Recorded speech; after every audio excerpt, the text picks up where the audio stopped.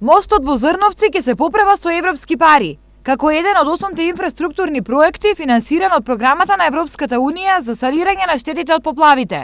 Со оглед на тоа што веќе се одобрени, јас се надевам дека крајот на мај, почетокот на месец јуни или почетокот на месец јуни ќе започнеме со изградбата на мост. Следните 10 месеци очекуваме дека ќе биде и завршен. Мостот на Зрновска река беше единствениот кој оваа општина ја поврзуваше со Кочани.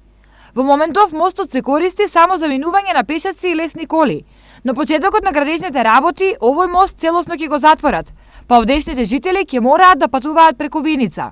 Значи, сепак кој ќе видат граѓаните дека се работи на мостот, мислам дека ќе го поднесат сето тоа.